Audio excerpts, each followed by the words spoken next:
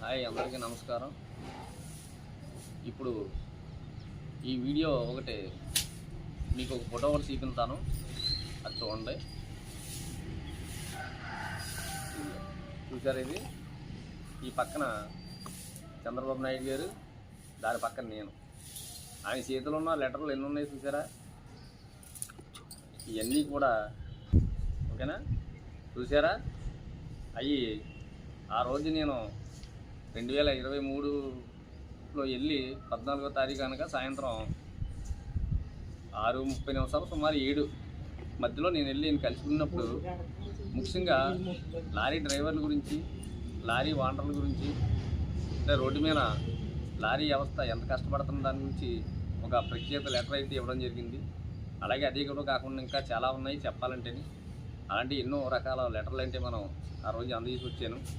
కాకపోతే సారు చెప్పారు, aviation driver, tipper driver, cab, car ప్రతి ఒక్కరికి సంవత్సరానికి 15,000 ఆర్థిక సాయం చేస్తానని, అలాగే యాక్సిడెంట్ నిమిత్తం ఒక అమౌంట్ ఇస్తారని. కానీ నేను కోరింది వేరు, ఆయన చెప్పింది వేరు. ఓని ఏదో ఒకటి చెప్పారు. ఇప్పటికీ కూడా నాది ప్రజలకి చేరే పరిస్థితి లేదు. డ్రైవర్లకి రాను రాను డ్రైవర్ వ్యవస్థ క్షీణించిపోతుంది. ఇంకా ముందు ఇంకా క్షీణించిపోద్ది. ఒక డ్రైవర్ అంటే సంఘంలో గౌరవం లేదు, ఒక విలువ లేదు. కానీ మనుగడ సాధించడానికి అసలు మనుగడే లేదు.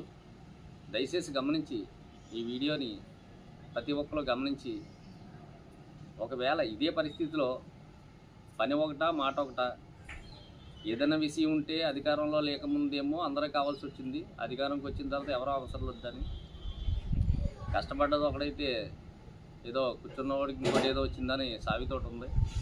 ఆ సావితి ప్రకారంగా నాలాంటి వాళ్ళు ఎంతోమంది సీనియర్లు అవగాహన ఉండి ప్రతి వర్గం మీద అందరి మీద అవగాహన ఉండి పట్టుకెళ్ళి కొన్ని లెటర్లు అయితే ఇవ్వడం జరిగితే, ఆ లెటర్లు అడ్డు పెట్టుకుని అధికారం చేతిపట్టిన తర్వాత లెటర్లో పోయి ఈ చెప్పిన వ్యక్తులు పోతున్నారు.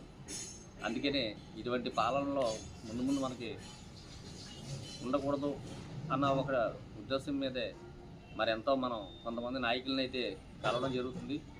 రేపు రానున్న కాలంలో కూడా మనమే సొంతంగా పార్టీ పెట్టి బలంగా మనం పుంజుకున్నాక ఆంధ్రప్రదేశ్ని అలా సిటీలో అభివృద్ధి చేసి బాధ్యత మాత్రం నేను తీసుకుంటాను.